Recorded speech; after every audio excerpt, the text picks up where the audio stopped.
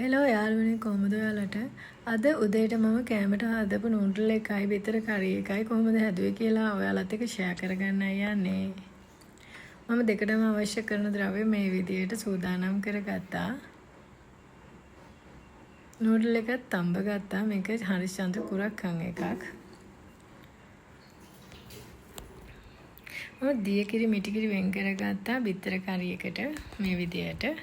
මේකට මම අවශ්‍ය කරන තුන පහ ටික දානවා. මම මේකට දාගත්තා කහ ගම්මිරිස් ටිකක්, අමු තුන පහ, අබ ටිකක්, ඒත් එක මුළු හාල් ටිකක්. මම මිරිස් දැම්මේ නැහැ. ඒත් එකම එකට මම ඇඩ් ඉතුරු මම පොල් කට්ටක්කට ඇත්තට මම හරි කැමති මේ විදිහට පොල් කට යූස් කරන්න. මොකද හරි ස්වාභාවික ද්‍රව්‍ය මම ඒවට ආස කරනවා ගොඩක්. ප්ලාස්ටික් දේවල් නැතුව නෙමෙයි වීදුරු නැතුව නෙමෙයි මම හරි ආසයි වුණාට ඒව යූස් කරන්න. ඔයාලා ඒක වැරදි විදිහට දකින්න එපා. ඒක මගේ කැමැත්ත. ඒක පොඩ්ඩක් මේ විදිහට මික්ස් කරගන්නවා. මේකට තව අපි එකතු කරගන්නවා ලුණු ටිකක්. ඒත් එක්කම රාම්පේ කෑලි දෙක තුනක්. ඒත් එක්කම මම මිරිස් කරලක් නයි මිරිස් කියලා තියෙන්නේ ඒවා කටලක් දෙකක් දැම්මා. ඒත් එකම නාළු මිරිස් කරලක් දැම්මා.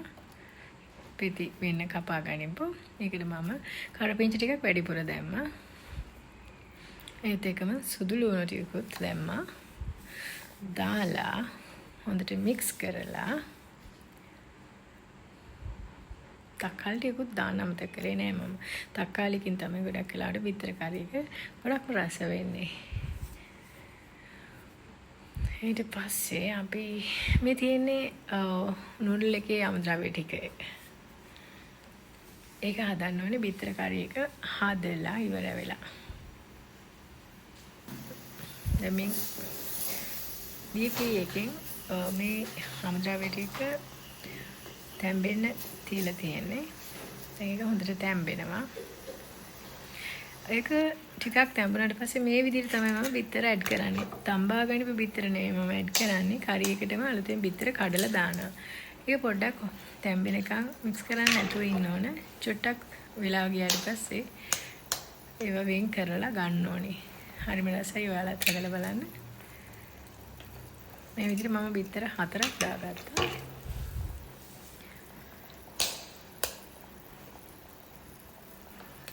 මේ විදිහට හදාගත්තාම පොඩි වෙනසක් තියෙනවා. බිත්තරේ හොඳට තැම්බෙනවා. අපි මේ විදිහට වෙන් කර ගන්නවා. ටිකක් දුරස් කරලා දාන්න ඕනේ දාද්දි බිත්තරේ. මේක පොඩි නොවෙන්න පොඩක් වෙන් කර ගන්නවා.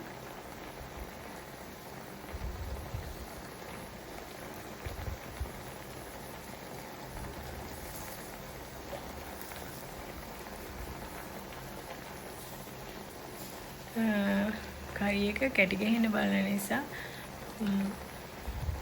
මික්ස් කරන එකත් කරගන්න ඕනේ. මේකට මම ඊට පස්සේ ඇඩ් කරගන්න ඕනේ මිටිකිරි. මිටිකිරි මේ විදිහට ඇඩ් කරගෙන විතර කැඩිලා යන්නේ නැති විදිහට මේ විදිහට හිමීට මික්ස් කරගන්න ඕනේ.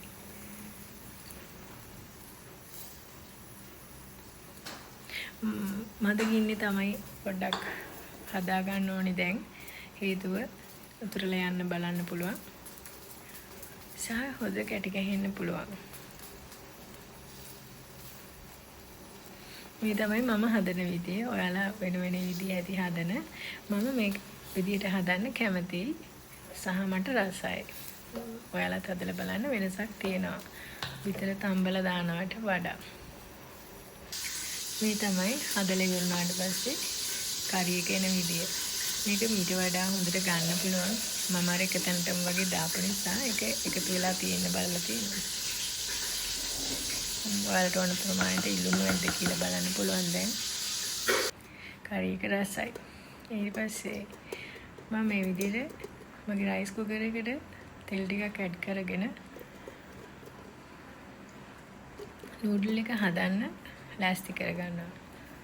තෙල් ටික හොඳට රත් වෙනකන් ඉඳලා ඒකට මේ විදිහට අමුද්‍රව්‍ය ටික අවශ්‍ය කරන අමුද්‍රව්‍ය ටික දාගෙන හොඳට මික්ස් කරලා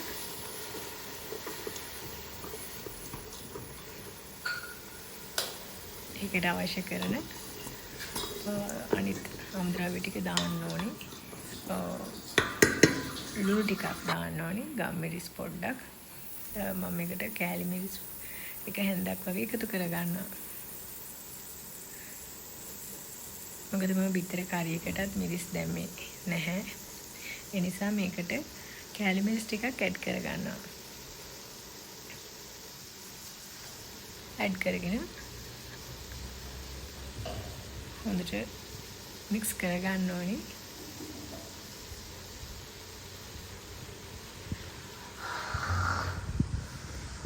මේකට වැඩිපුර ගෝවා ටිකක් ගත්තා. ගෙදර ඇත්තටම කැරට් තිබ්බේ නැහැ. මම කිව්වා ඔයාලට තියෙන අමුද්‍රව්‍ය වලින් තමයි හදන්න ගත්තේ කියලා.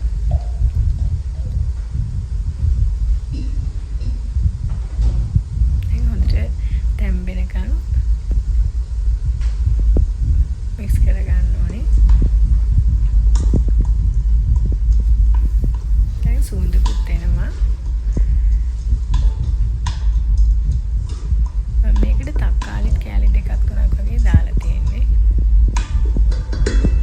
මේකට මම දැන් ඇඩ් කරගන්නවා සෝයා සෝස් ටිකක්. ගොඩක් දාගන්නේ නැහැ. බොහොම පොඩ්ඩයි දාගන්නේ. ඒත් එක්කම මම ෆ්‍රෙෂ් මිල්ක් ටිකකුත් සෝස් ටිකක් ඇඩ් කරගන්නවා ඉස්සර වෙලා. සෝයා සෝස් ටිකක් දාගෙන ඊට පස්සේ ටොමැටෝ සෝස් එකෙන් පොඩ්ඩකුත් දාගෙන මේකට මම ඇඩ් කරනවා ෆ්‍රෙෂ් මිල්ක් ටිකක්.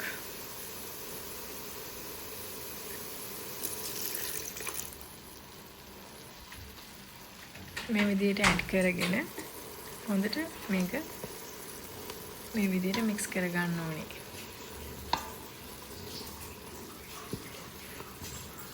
හොඳටම ෆ්‍රයි වෙනකන් නෙමෙයි. එළවලු ටිකක්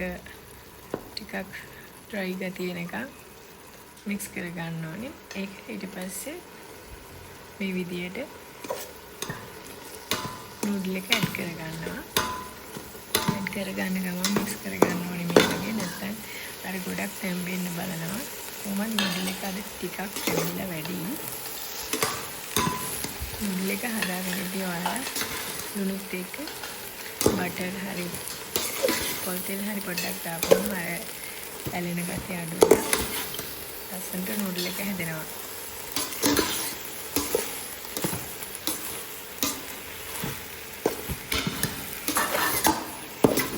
මේ විදිහට හොඳට මික්ස් කරගෙන ගොඩ වෙලාවක් තියෙන්න දෙන්නේ නැතුව අපි මේක අයින් කරගන්න. ගොඩක් හොඳයි. වාදනයකට අයින් කරගන්න ඕන.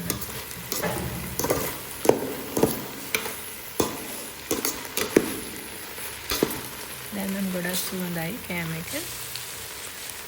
ඊට පස්සේ අපි මේ විදිහට අපේ නූඩල් එක බිත්තර කරි එක හදලා ඉවරයි.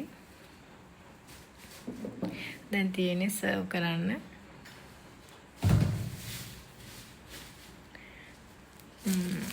මේ විදිහට මම කෑම එකක් බෙදාගත්තා.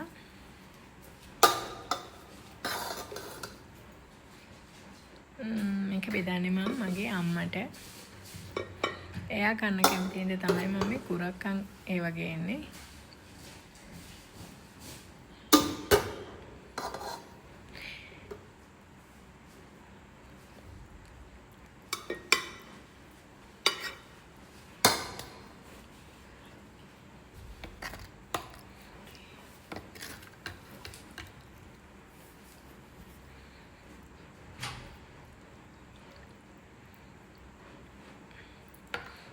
එයා ගොඩක් කන කෙනෙක් නෙමෙයි. බලමු මොකද කියන්නේ කියලා. එයා කෑම එක කාලා. එයා මේ වෙලාවේ ටීවී බලනවා ඇති. අපේ පුස්පෙන්චත් ඉන්නවා. හරියට හරියට ටීවී බලනවා. ඔයා කෑම එක මෙතෙන්ටම ගෙනාවද? Thank you. welcome.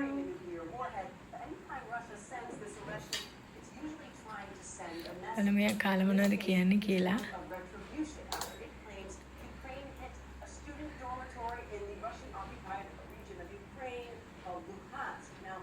රසයිද? එයා නම් රසයි කියලා කිව්වා. මේ ඉන්නේ අපේ පුස්පෙන්චා. එයා නම් ඕව කන්නේ නැහැ. එයාට ඕනි මාළු විතරයි. Thank you.